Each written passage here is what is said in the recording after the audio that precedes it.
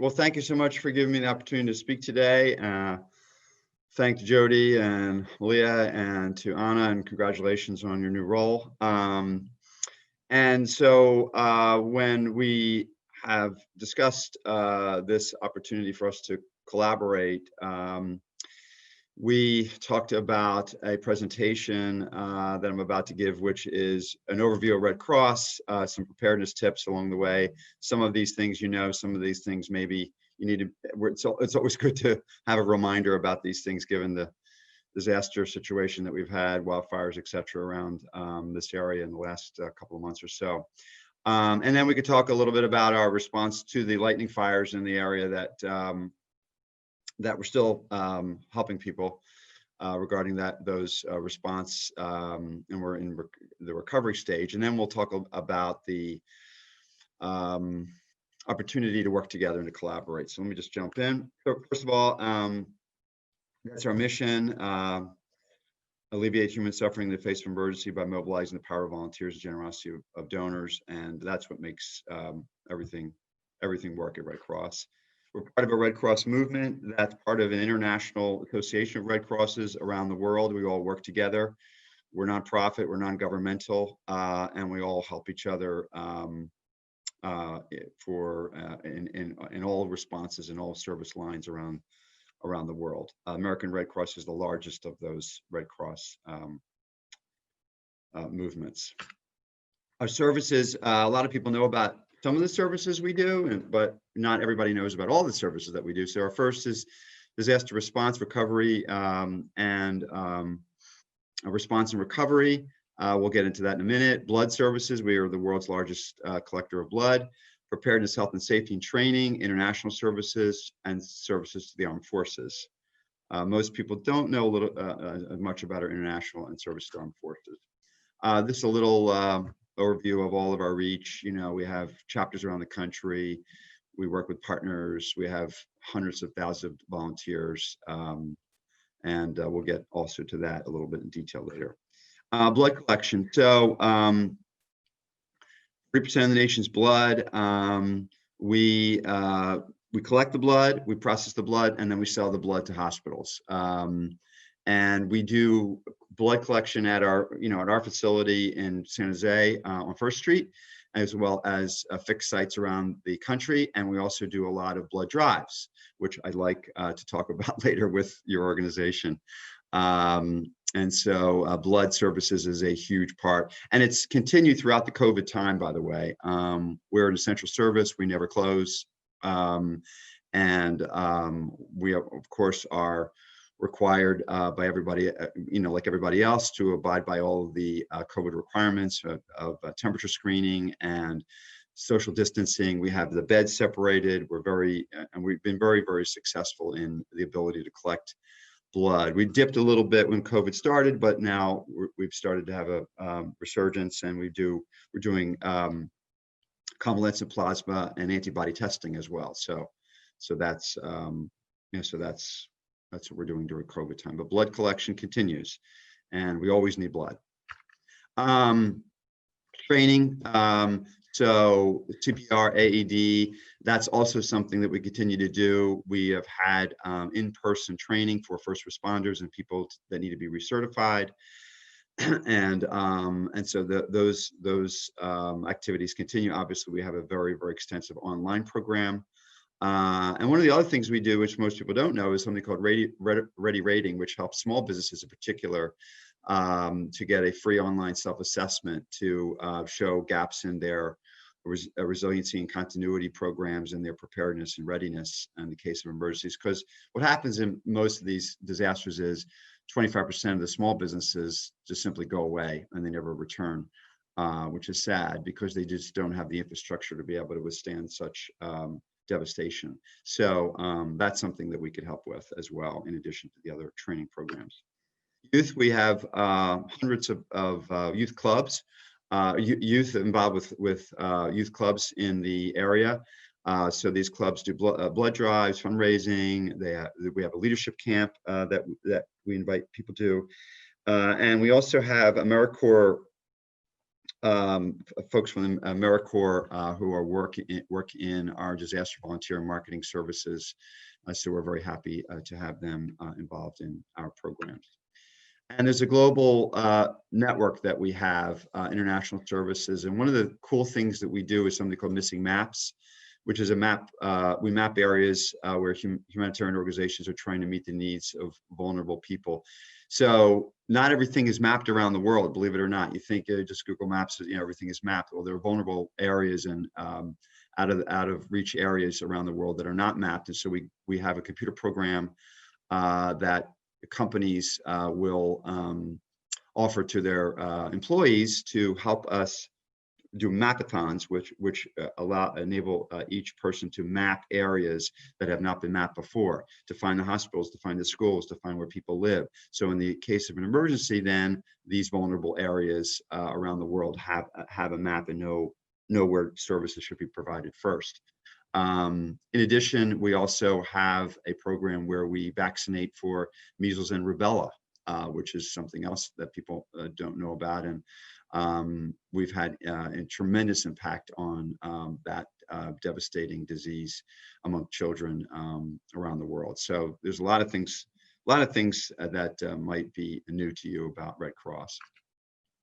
And then Red Cross was founded by on the with the focus on serving our military, and to this day we still continue to do that. So we connect with the VA, we connect with people and families that are still active or inactive. We help them with financial support, medical services, reconnection workshops, communication, so that if there is an incident with a family that requires communicating with somebody who's enlisted in the military, we arrange those communication and arrange for them to come. If there's a death in the family or some family emergency, we arrange for those folks to be reunited with their families during that period of time.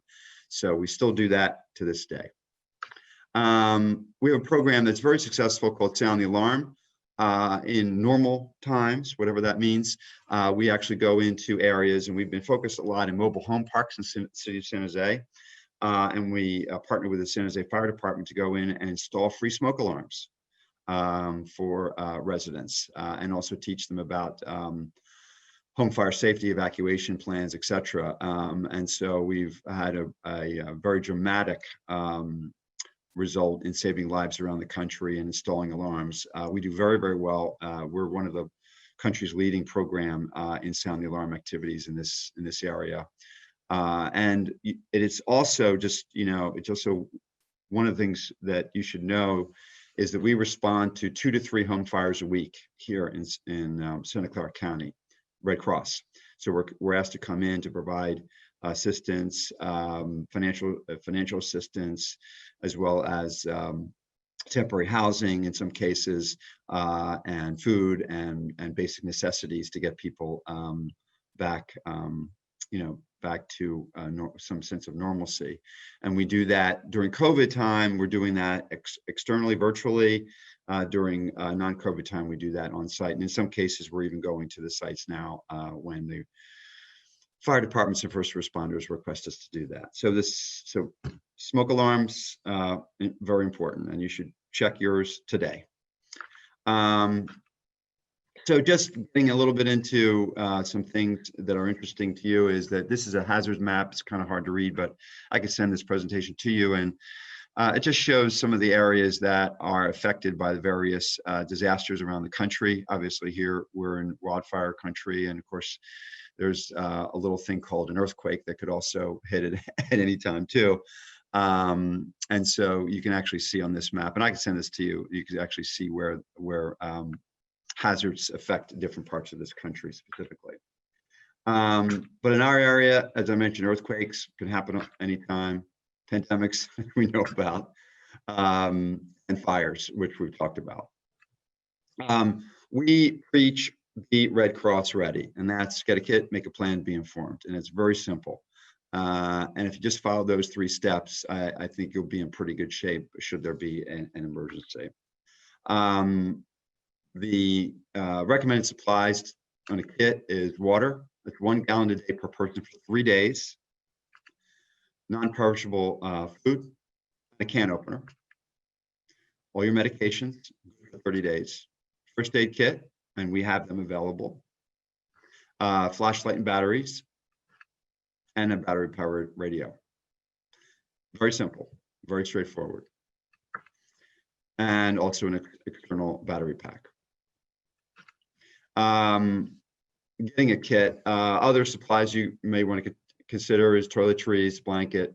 Cash, I think, is important too, because, you know, in an earthquake situation, some of the electronic transfer of funds could be down. So having cash is very important to have as well. And then make a plan. And this is something you should really think about with your family, and certainly, you know, when we talk about our potential collaboration, we can talk about how we can help new homeowners and new renters and folks that are already in homes, how to make a plan. So really, it's about talking with your household, learning about needs, assigning roles, and having a couple of different exits near home and outside of the neighborhood. Just, you know, just having that plan in mind, and then practice, and literally, you know, I can't emphasize enough, you know, thinking about it, making sure that you follow some kind of route to address getting yourself and your family safe during this emergency time.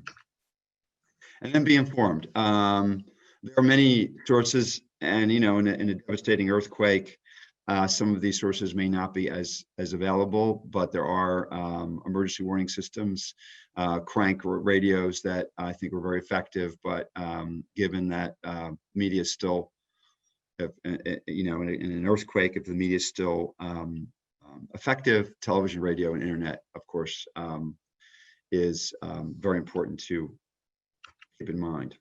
And then, of course, you know, again, as we mentioned, first aid, earthquake safety, fire safety, and practicing your plan.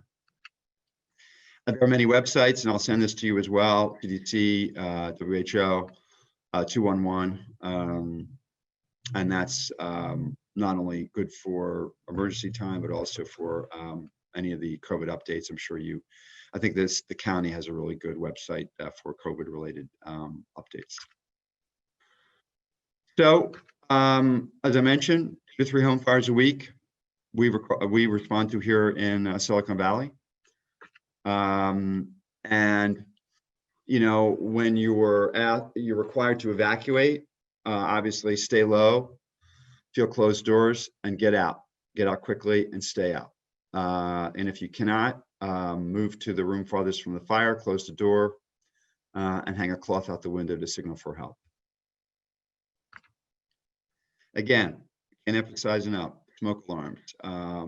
There are, you know, with new construction, they're by code required to have smoke alarms and sprinklers and things like that. But there are so many old construction here in the community, and so you'd be surprised what we see.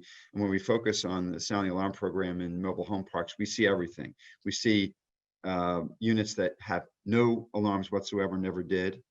We see alarms that are old and ineffective and don't work. We see wired alarms that are dangling from walls and ceilings that, you know, are obviously not effective. We see it all, and it's a very dangerous situation, especially in mobile home parks, because fires spread very quickly. But particularly in you know, where elderly live, or in certain vulnerable populations, it is so important to ensure that these people and these units and these homes have effective smoke alarms. The alarms that we put up are 10-year alarms, so they're disposable. So, you know, you install them, and then after 10 years, you expose of them. And we also offer the CO units, the combo units too, which I would highly recommend. But at the very least, you should be testing your smoke alarms every 6 months. And again, I mentioned about the 10-year smoke alarm, sound the alarm campaign, and that's something that we'll get underway again at some point. We're trying to figure out a virtual way to do this, but it's a little bit more difficult with COVID. We have many partners PG&E, we have, companies, insurance companies and medical providers like Kaiser involved with our efforts for sound the alarm. Of course, we have earthquakes, and I hope we don't have any more, but we've had them before and we'll have them again. So very simple: top, cover, hold on. To be reminded of that. Under a sturdy table, by interior corner, and if you're in bed, cover it with your pillow. Open space is best, and away from buildings and telephone lines. And if you're driving, pull over in an open space and stay in your car. Stay tuned for local radio for information. Stay out of damaged buildings, obviously. Leave the air if you smell gas or chemical fumes after an earthquake. And then again, with the volume of people that have continued to come into our building to give blood and to get trained and for other purposes, and our response during the wildfires in particular, which have been a lot virtual, but also on site as well. Obviously, you don't hear it enough, but you'll hear it again. Wear a mask. Keep distance, wash your hands, and clean and disinfect areas frequently touched. And we say it over and over again, but it seems like it's never enough.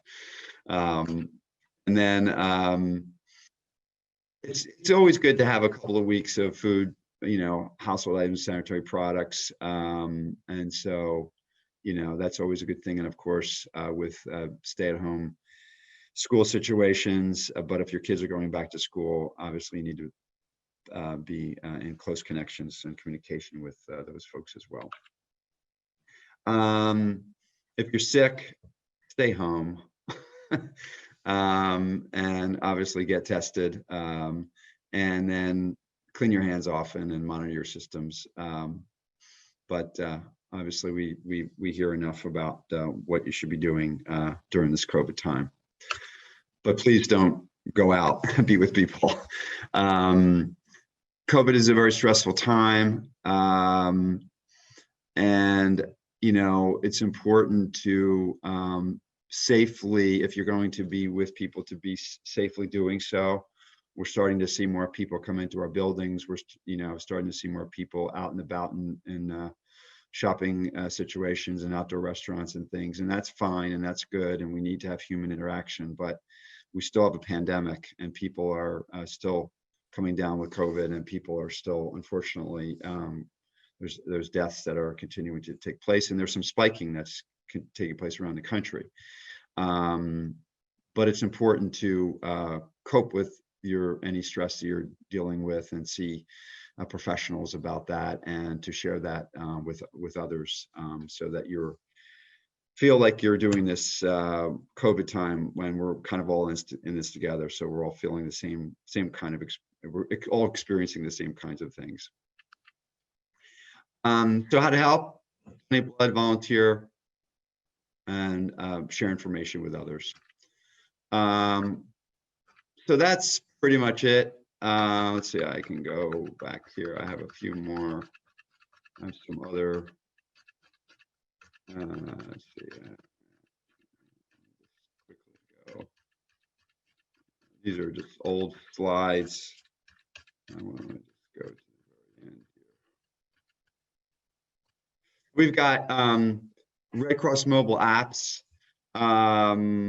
that are good for your information, from first aid to pet first aid, a blood donor app. So we encourage you to visit redcross.org apps to find apps for pretty much anything related to Red Cross. We have something called Family Safe and Well, which is a unification tool that allows, so in a disaster situation, people are often separated from their families and don't even know where they are. We've had some situations in the lightning fires where we had some mobile units go out in certain areas, and we actually reunified families up in the Santa Cruz mountain areas that were experiencing the fires, and we actually reunified those folks with each other. And of course, that's available in different languages. So that's a great program that we have. And I can send you this. This is a link to that program. Um, we we stay active, and I will talk a little bit about our disaster response right now, as long as it takes to the very bitter end. We don't, we go from preparedness to response to recovery. But one of the things is very, very significant is that 91 cents of every dollar the Red Cross spends is invested in humanitarian services. We're a very, very responsible organization. We raise a lot of money, especially during disasters, but the lion's share of it, over 90%, goes to where it's needed most. And that's pretty amazing given the size and scope of Red Cross. And also, over 90% of our disaster workers are volunteers. So that when you see people in shelters, you see people going from wildfires to hurricanes to everything else around the world, a large majority of those people are volunteers. The largest percentage of our workforce is volunteers, and we're very proud of that. And we are deeply indebted to all the wonderful volunteers that we have. Here's some contact, and that's pretty much it. So let me just hop over to on the, let's see, I'll stop share. So let me just hop over and mention a few things about our local response. So as of Monday, and I get these sheets all the time, so I'm going to just read them to you. On Monday night, the Red Cross and partners provided 1,100 people with safe refuge, and these are for the California wildfires. 280 Red Cross disaster volunteers are helping people virtually and in person. The Red Cross served 441,000 meals and distributed 32,000 relief items. And we provided 1,000 households with emergency financial assistance to help them. And that's just as of Monday night.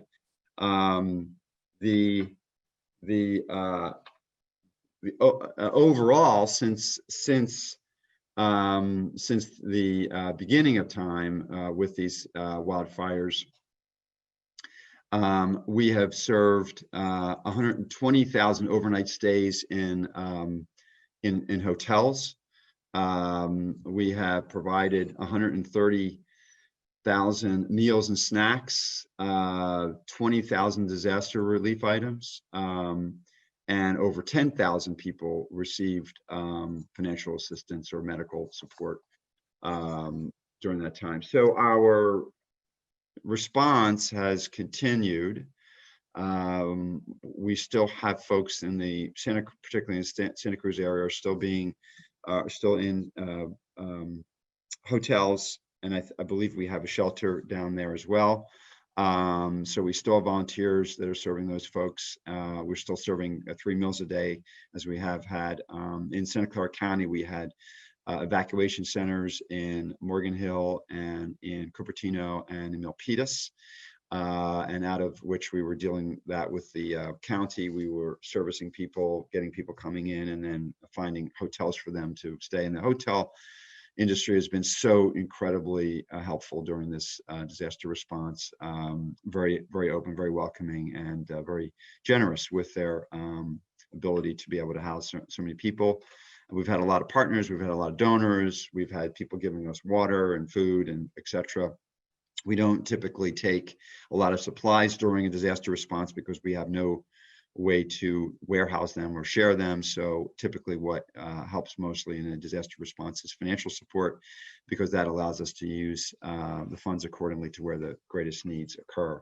So so that's pretty much it. And so I can share that presentation with you. It's a lot of information, I know, for a half hour, but it's some stuff you may know, it's some stuff that you need to be reminded of, maybe some stuff you didn't know, but it's all good tips.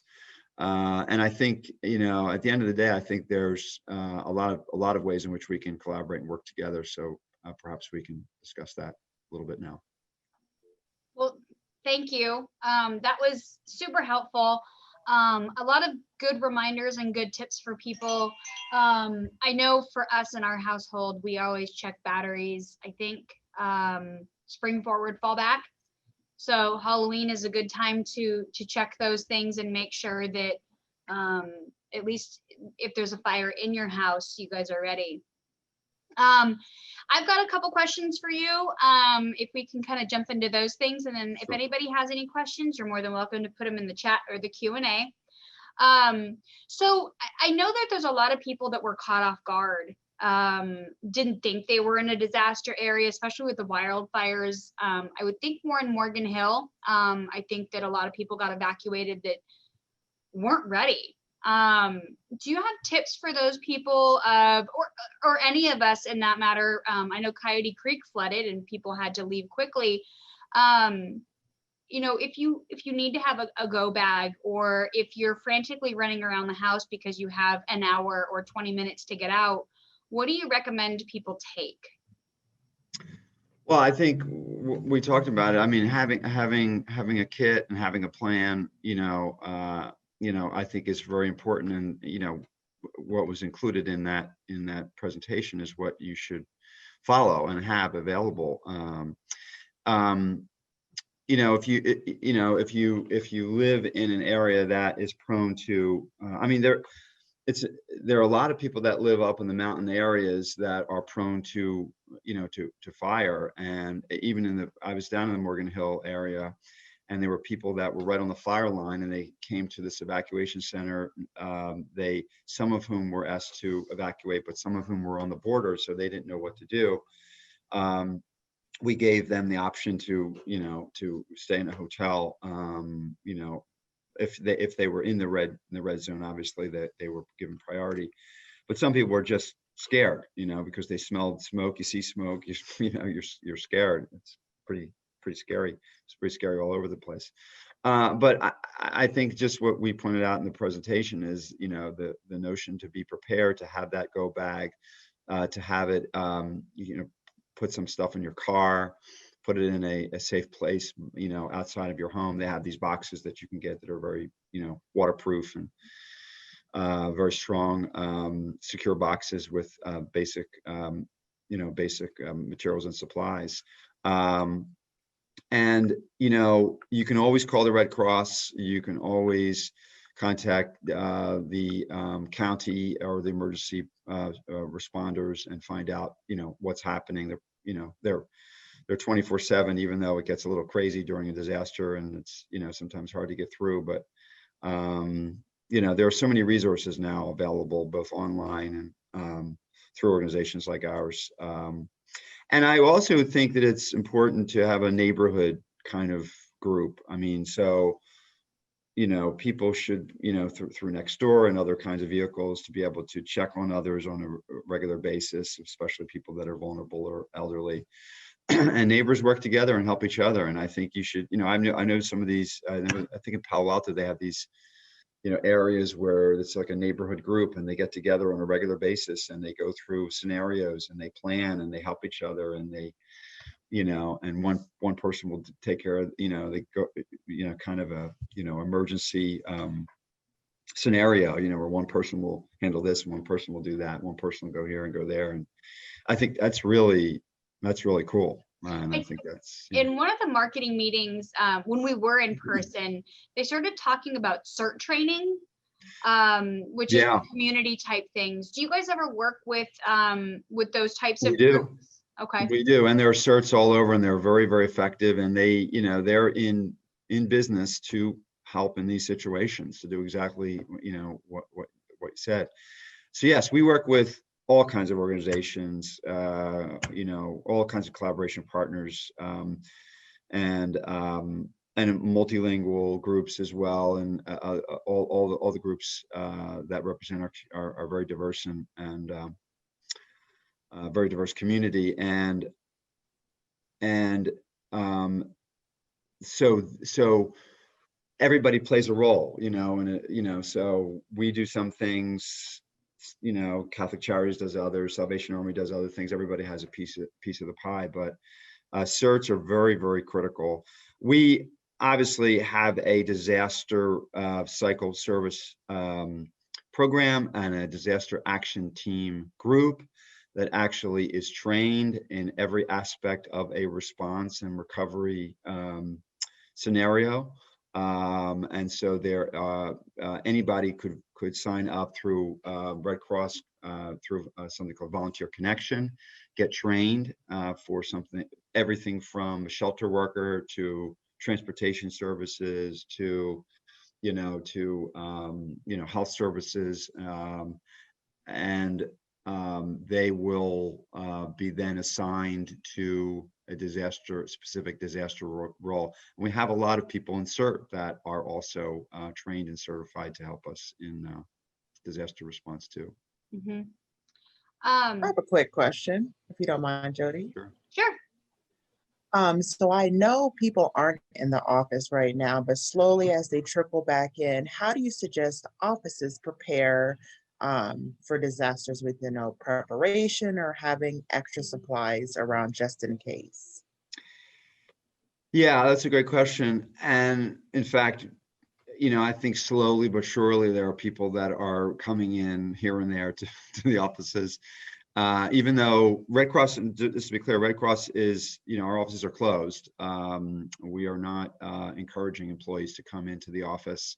But in certain circumstances, and a case of our blood center, which has been open, and a case of our training services, which we have on site, we do see some folks coming into the office for various purposes. Obviously, following all the COVID requirements, as we mentioned, masks, social distancing, cleaning.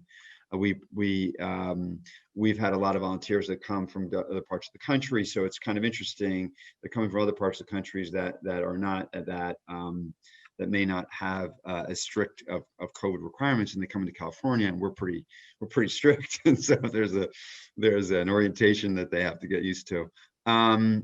But I think it's the same as what I said, and I can't stress enough the steps for that ready rating that I talked about. So for small businesses, in real estate, agents, some of the agents are small business, they're small businesses. And so, like I said, in a devastating fire and wildfire and disaster, a large percentage of small businesses go away. And so I think it's more important for small businesses to have backup, a backup for their records and things of that nature, and make sure that they're off site, to have some basic first aid supplies at their place to practice. Just like, it's almost just the same as what you would do in a home situation, right? Know where to go, know how to evacuate, have a plan, have the first aid kit, have basic necessities, have a go bag, but also protect your assets, right? Your records, your computer backups, your equipment, and things like that. I've seen it time and time again. And I frankly don't think enough is done for small businesses. Large businesses like Facebook, Google, Apple, they've got amazing emergency contingency plans, continuity, resiliency. I mean, it's just off the charts. Small businesses, it's like, I hope it doesn't happen. We hear it all the time, So to your point, I think it's very important for small businesses to follow the same kind of guidelines as we talked about. I just thought of something. We talked about what you should be doing. You've been doing this probably a long time, working in disaster areas and things like that. So can we talk about some of the common mistakes that maybe people take, or you filled your car up with your clothes, which is great, but you didn't grab X, Y, and Z, which you should have. So can we talk about maybe some things that people miss in when they're having to leave, or at a small business, some of the common mistakes that maybe they make? I think it's very basic, and that is, I didn't have a plan, I didn't have any supplies, or I haven't checked my smoke alarm, or I didn't check the wire. It's old wiring, but I haven't checked it in a while, or I've kept, the wrong things in the garage for many years and put a lot of, things on top of it. These kind of things force you to really think about that. Or I didn't heed the warning. I stuck it out. I didn't want to leave. I don't want to leave. But truly, look, couple weeks ago, the skies were awful, ash was in the air. Ash was on the cars, you smell it, you feel it. It's on your body. It stays on your clothes. If that's not a, if that's not a reminder, I don't know what is. And it's not, this is not just this year. This has been every year for the last 3-4 years. I mean, poor Napa, they get hit every single year, and parts of Northern California, even more Sacramento. Now we see, really devastating fires hitting Colorado, really devastating fires have hit Arizona. It's not just Northern California, Southern California. It's real. And for a variety of reasons, it takes place each year. So I think it's just doing the basic stuff is always the most important stuff. That's for a company, for a home, for a neighborhood. And it's funny how people have short memories. It's like, oh, now it's a blue sky, it's beautiful outside. Well, it's still red flag warning. That's real. So man, there's nothing like a reminder like we had a couple of weeks ago in this area. And we were lucky in Santa Clara County, really lucky. Yep. A couple questions came in the chat, and then I have one just randomly. But one of the questions is, what do you think about generators at a residence? Yeah, I think it's a great idea. And then is there a lot of people in the Morgan Hill area and also up in the mountains have horses, cows, goats, llamas, alpacas, and not everybody has the trailer right there to hook up and get them out. Do you have a recommendation for those things, or pets in general? I know, it's interesting because I was at the evacuation center in Morgan Hill, and during the night, in the middle of the night, we were there, and people were coming. It was right on the border. There was a border up in Morgan Hill on the east side it was close to the fires, but it wasn't as bad as it was happening in the Santa Cruz area. And suddenly there were trailers upon trailers upon trailers that came into the high school down there. And we were like, what in God's name is this? So apparently there was a group, and I don't know what that group is. And I maybe I could find the information. There's a group that had these horse trailers, and they all agreed to meet at the parking lot at the Morgan, this high school, for people to come and bring their horses to be able to put on these trailers. So I don't know how that was organized, but that was pretty fascinating. We had people that came to us. There's one that was kind of funny. It was kind of funny. We came one night, and this gentleman came with his 3 kids. He said he has 2 dogs, 2 cats, a couple of goats, I think he said, and something else. And so I said, wow, we'll take care of it all. I mean, we'll figure it out. So we got them a pet friendly hotel. So I called the hotel. I was calling the hotel, and as I was talking to the person in the hotel, I said, well, how many? She said, how many rooms do you need? I said, well, I need 2 rooms. So, one for, part of the family and one for other family. And you take dogs? And she said, of course. You take cats? Of course. I said, do you take goats? I didn't heard the silence on the phone. So I think we figured it out, but there's probably resources, and I don't. You might want to check with the county on that. But there are resources for that, and it actually, we were very. I'm a dog lover, and I can't imagine being separated from my dog, and it's comforting, and it's part of the family, and I think it's so important. And we were able to find many of the wonderful hotels that were able to take pets. Our shelters are different. We usually kind of separate those the pets from folks. There was a case a couple years back where I went to a shelter up in Napa that allowed pets with their residents, but it was a very self-contained area. But I would check with the county on those resources. But it's, I mean, yeah, I saw it in Morgan Hill. It was just, I just didn't realize, how many people had horses and other kind of animals there. Yep. So the other question is a little bit along those lines, and I don't know if you're aware, if anybody else, there's a show called Homestead Rescue, and it's a family from Alaska that goes into people like in Reading or in Morgan Hill or places like that, and they help them get their land ready because you know, a lot of times people are living in some of these rural areas and they're not clearing the brush back.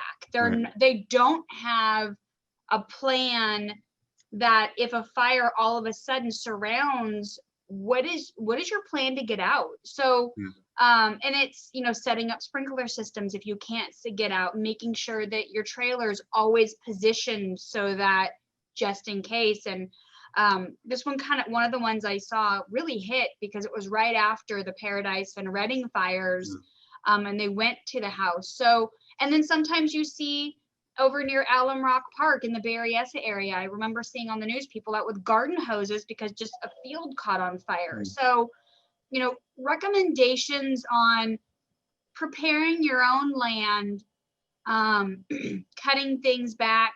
Should you get your garden hose out and try to help? Yeah, I'm not sure that Red Cross offers those kind of services specifically, but I do know that the county, CAL FIRE, the county, and the local fire departments are very good about providing those kinds of resources. And I think I heard, or they may actually, you know, I don't know about COVID time, but they may actually be able to visit the, you know, and especially during this time where there were a lot of people up in the kind of the east, more, you know, hill area, kind of Mount Hamilton area. That's the area that we were finding people that were kind of living off the grid. And we provided some services to those folks and still continue to do that to some extent. And so if you live in an area like that and you choose to live in a densely, in a dense area, a mountainous area, then, you know, it's wonderful, it's beautiful, it's quiet, but it's also more susceptible to fires and other devastation. And so if you're going to make that choice, then it's probably wise to contact Cal Wildfire or your local fire department to to get those kind of resources. And I'm not sure that Red Cross provides those kind of assessments, but I can double check on that. And then just another question, and we can talk about maybe how we're going to partner in the future. But oh, I just had it. I don't remember what my question. Oh, you talked about supporting, and I attended a lot of marketing meetings, and a lot of our members wanted to give back and help. And you know, because of COVID, and a lot of people are financially hit right now, they couldn't make those financial donations. On the other hand, people also couldn't donate their things to a Goodwill or a St. Vincent de Paul because of COVID. And I got a lot of questions and heard so many times of where can I take my things? What can I do? What can people do that's not financial? Yeah, so we mentioned a few, again, Catholic Charities, Salvation Army, Goodwill.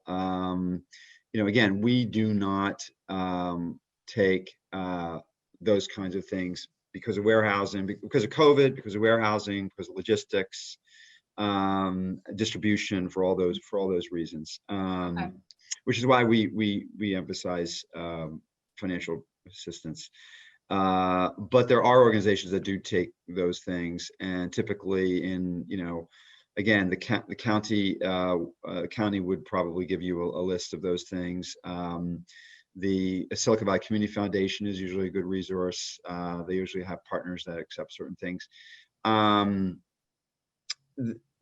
When we have a specific need, so water, for example, when we need bulk water, we will then reach out to certain distributors for those kinds of things, in big massive numbers. Interestingly enough, I had some Facebook contacted us along the way and donated. They have Facebook Culinary, which of course is not doing Oh, too yeah. much because nobody's allowed in their Yeah. campus. But they did donate. They did donate quite a bit of packaged snacks to us in bulk. So there are some, there are some bulk things, but we usually when we have those needs, we reach out to certain distributors for those types of things. But for those people that want to donate, and it's great to donate, and you should, and people are in need, but you need to find those places that are equipped to handle it. And COVID does play a role in that, for sure. I saw the Lions Club, I saw Kiwanis do some of those things, but we don't take, if water packaged things, but in bulk. That's and financial services, yeah. Yeah. And by the way, the community's been extraordinarily generous. Both the companies, individual donors, foundations, even during COVID time, and it's tough for everybody, but in these disaster times, we are very fortunate to have some very generous people here. Yep.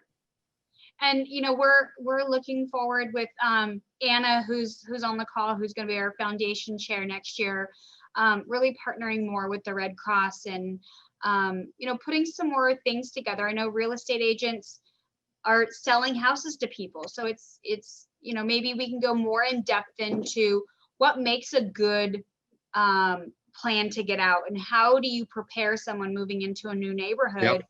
Well, we would love to, I think we talked about somehow, when somebody buys a house,